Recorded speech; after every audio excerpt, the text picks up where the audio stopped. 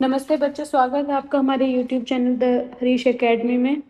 Students, हमने जो झांसी की रानी चैप्टर है ये रीड कर रहे थे हम।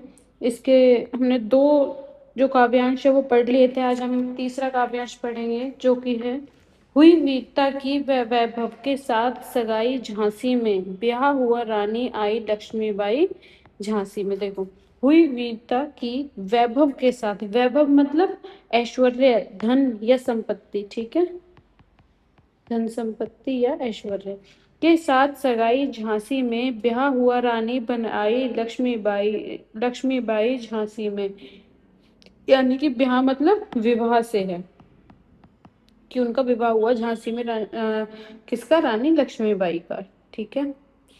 राजमहल में बजी बधाई, यानी कि मंगलयान गाए गए, मंगल गान गाए गए, बधाई बांटी गई, खुशियां छाई झांसी में। झांसी में बहुत खुशी का माहौल था। सुभट बुंदेलों की विरुदावली सी वह आई झांसी में। यानी कि जो सुभट मतलब वीर योद्धा और विरुदावली मतलब यशोगान, यशोगान, और सुभट मतलब वीर योद्धा। चित्रा ने अर्जुन को पाया, शिव से मिली भवानी थी, बुंदे लेहर बोलो के मुंह हमने सुनी कहानी थी, खूब लड़ी मर्दानी वह तो झांसी वाली रानी थी।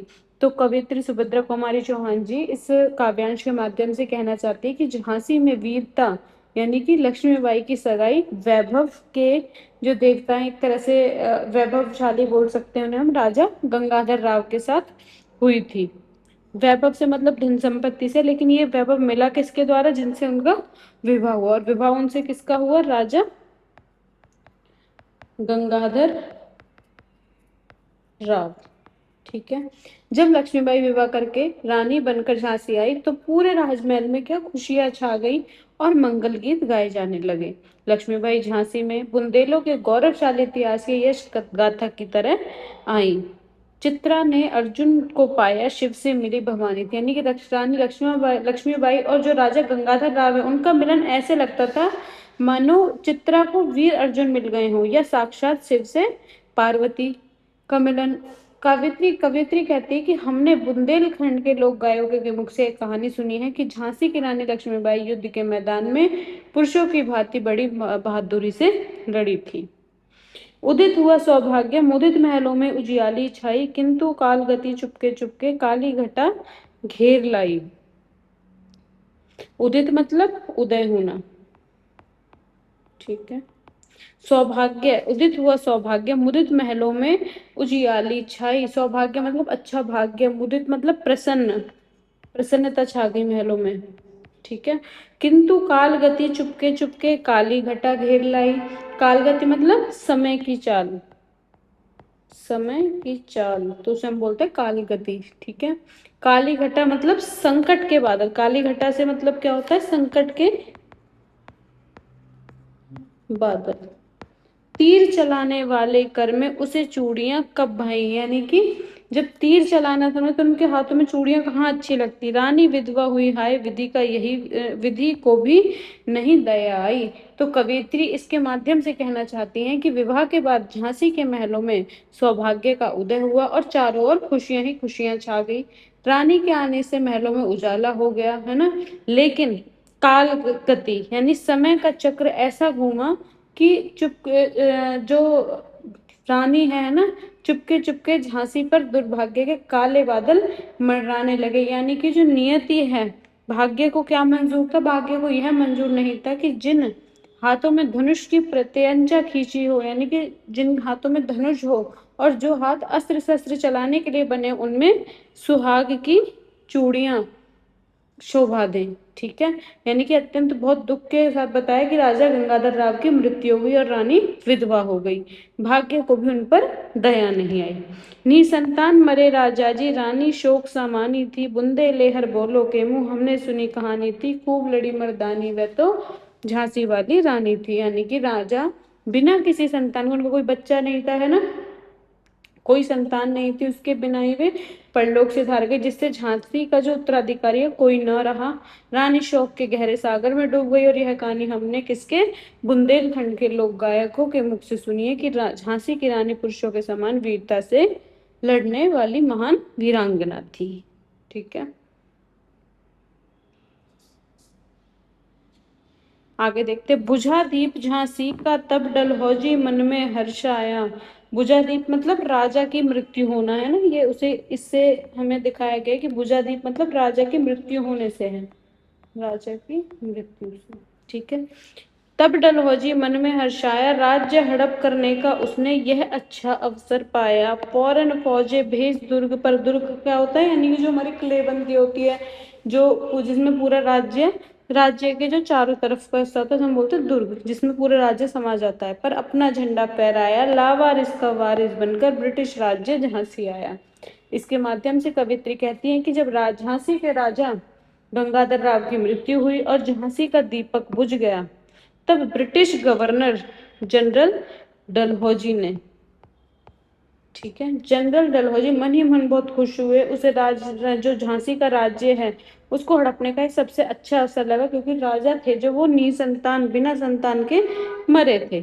अश्रुपूर्ण रानी ने देखा झांसी हुई वीरानी थी, बुंदे लेहर बोलो के मुंह हमने सुनी कहानी थी, खूब लड़ी मर्दानी वह तो झांसी वाली रानी थी।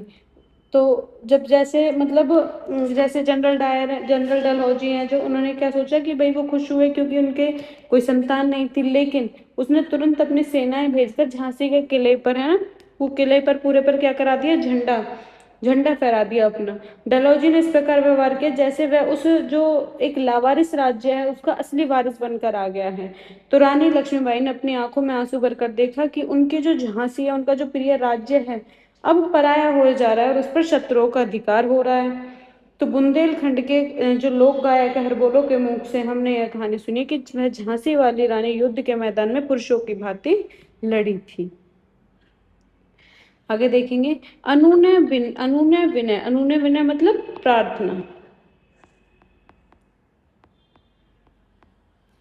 अनुनय विनय नहीं सुनता है विकट फिरंगी की माया। फिरंगी कौन, किसको, फिरंगी से किसको बताया गया, अंग्रेज।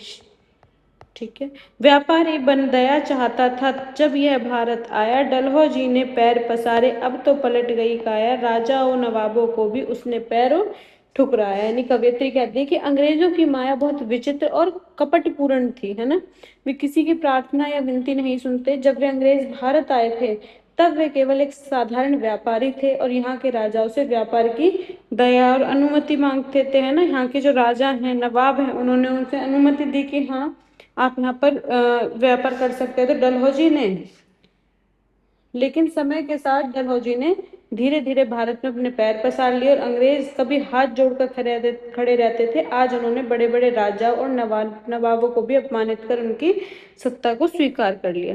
रानी दासी बनी बनी है दासी अब महारानी थी, बुंदे लेहर बोलो के मुंह हमने सुनी कहानी थी, खूब लड़ी मर्दानी वह तो झांसी वाली रानी थी। स्थिति ऐसी हो गई कि जो रानियां महलों में राज करती थी वो अब दासियों की तरह रहने लगी थी, असहाय हो गई थी, उनका कोई सहारा नहीं था। जो अंग्रेज व्यापार के लिए दास बनकर आए थे अब वे शासक बनकर बैठ गए। तो बुंदेलखंड के लोक गायकों के मुख से हमने यही सुना है कि यह वीरता के साथ लड़ने वाली रानी झांसी की रानी लक्ष्मीबाई थी। ठीक है, नेक्स्ट देखेंगे, छीनी राजधानी दिल्ली की लिया लखनऊ बातों बात, कैद पेशवा था बिठूर में, हो नागपुर का भी घात, उदयपुर तंजौर सतारा, कर्नाटक की कौन बिसात, जबकि सिंधु पंजाब ब्रह्म पर अभी हुआ था वज्र निपात। यानी कि इसके माध्यम से कवित्री कहती है कि अंग्रेजों के बढ़ते प्रभुत्व का वर्णन करते हुए कहती है कि अंग्रेजों ने भारत की राजधानी दिल्ली को मुगलों से छीन लिया और लखनऊ पर तो उन्होंने बहुत ही आसानी से अधिकार कर लिया। उन्होंने पेशवा को बिठूर यानी कानपुर जनपद का एक कस्बा है, जो बिठूर है ना, यहाँ पे लिख रही हूँ, कानपुर जिले का एक कस्बा है, ये एक कस्बा बिठूर। ठीक है, तो वहां पर बिठूर को कब्जे में ले लिया इन्होंने और नागपुर पर भी धोखे से हमला कर दिया। जब दिल्ली, लखनऊ और नागपुर जैसे बड़े शहरों का ये हाल हुआ तो उदयपुर, तंजौर, सतारा, कर्नाटक जैसे छोटे शहरों की ही क्या हैसियत थी। उन्हें भी अंग्रेजों ने कुचल डाला और उन पर भी अपना अधिकार स्थापित कर लिया। सिंध, पंजाब और बर्मा मतलब म्यांमार पर भी अंग्रेजों का भीषण आक्रमण हुआ। आगे वे भी पराधीन हो गए। बंगाल और मद्रास जैसे प्रांतों की भी यही कहानी थी, वे अंग्रेजों के गुलाम बन चुके थे। ठीक है। बुंदे लेहर बोलो के मुंह, हमने सुनी कहानी थी, खूब लड़ी मर्दानी, वह तो झांसी वाली रानी थी। हमने यही कहानी किसके, बुंदे लेहर बोलो के मुंह यानी बुंदेलखंड के लोक गायकों के माध्यम से सुनी है वीरता की गाथा। ऐसी विषम परिस्थितियों में भी झांसी की रानी लक्ष्मीबाई ने डटकर मुकाबला किया और अंग्रेजों के सामने समान वीरता से लड़ी। ठीक है, आगे देखते हैं। रानी रोई रनिवासों में, रनिवास मतलब जहां पर रानियों का वास था, जहां पर रानियां रहती थी, रानी का वास। बेगम गम में थी बेजार, उनके गहने कपड़े बिकते थे कलकत्ता के बाजार।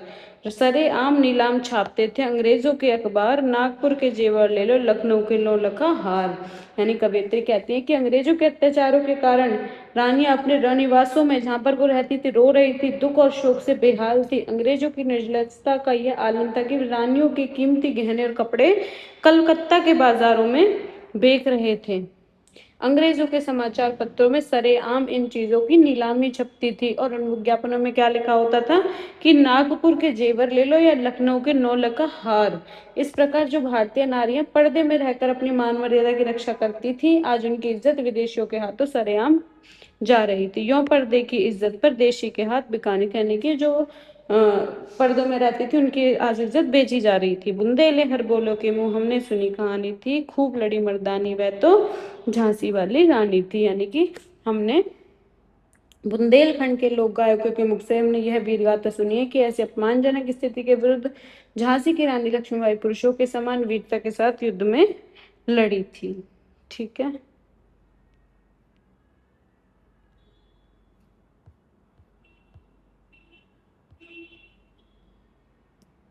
आगे देखेंगे। कुटियों में थी विषम वेदना, महलों में आहत अपमान, वीर सैनिकों के मन में था अपने पुरखों का अभिमान। कुटियों में मतलब जो छोटी छोटी झोपड़ियां होती थी उनको, महलों में आहत अपमान, वीर सैनिकों के मन में था अपने पुरखों का अभिमान, यानी कि जो उनके जो पूर्वज रहे हैं, है ना, वो किस तरीके से उनका गौरव रहा है उनके मन में। नाना धुंधुपंद पेशवा, जुटा रहा था सब सामान, बहिन छबीली ने रणचंडी कर दिया प्रकट आह्वान। कवित्री कहती है कि अंग्रेजों के शासन में झोपड़ियों में रहने वाले गरीब लोग गहरे कष्ट झेल रहे थे, वहीं महलों में रहने वाले राजा महाराजा अपने अपमान से दुखी और आहत थे। भारतीय वीर सैनिकों के मन में अपने पूर्वजों का गौरव और स्वाभिमान अभी भी जीवित था, जो उन्हें अंग्रेजों के खिलाफ लड़ने के लिए प्रेरणा का दे रहा था। हुआ यज्ञ उन्हें तो सोई सोई ज्योति जगानी थी। यानी कि इस बीच जो नाना दुंदू पंत हैं, पेशवा युद्ध के लिए आवश्यक युद्ध सामग्री और संसाधन जुटा रहे थे। दूसरी ओर उनकी जो बहन छबीली है ना, उन्होंने रणचंडी का रूप धारण किया और खुले आम युद्ध का आह्वान कर दिया। इस प्रकार स्वतंत्रता का वह जो पवित्र यज्ञ है, यानी पवित्र हवन है, वो शुरू हुआ, जिसका जो उद्देश्य था वो सोई हुई देशभक्ति को दोबारा से जगाना था। बुंदे लेहर बोलो के मुंह, हमने सुनी कहानी थी, खूब लड़ी मर्दानी, वह तो झांसी वाली रानी थी। यानी कि लोग बुंदेलखंड के लोक गायकों के मुंह से हमने ये कहानी सुनी है कि झांसी की रानी पुरुषों के समान अदम्य साहस के साथ अंग्रेजों से लड़ी थी। महलों ने दी आग, झोंपड़ी ने ज्वाला सुलगाई थी, यह स्वतंत्रता की चिंगारी अंतरम से आई थी। झांसी चेती, चेती मतलब चेतना, दिल्ली चेती, लखनऊ लपटे छाई थी, मेरठ कानपुर पटना ने भारी धूम मचाई थी। कवित्री कहती हैं कि आजादी की इस लड़ाई में महलों में ने आग दी तो झोंपड़ियों ने उस ज्वाला को सुलगाकर और ज्यादा बड़ा कर दिया।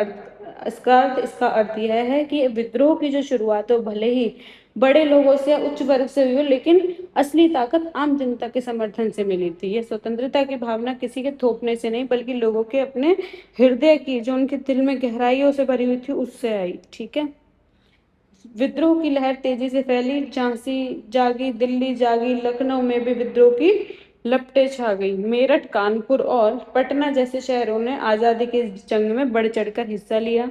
जबलपुर, कोल्हापुर में भी कुछ हलचल उकसानी थी, यानी कि जो दक्षिण की और जबलपुर और कोल्हापुर, उसमें भी विद्रोह की कुछ हलचल साफ दिख रही थी। बुंदेलेहर बोलो के मुंह, हमने सुनी कहानी थी, खूब लड़ी मर्दानी है तो झांसी वाली रानी थी। यानी कि हमने कवित्री कहती है बुंदेलखंड के लोक गायकों से हमने सुना है कि किस तरह झांसी की रानी लक्ष्मीबाई पुरुषों के समान लड़ी थी।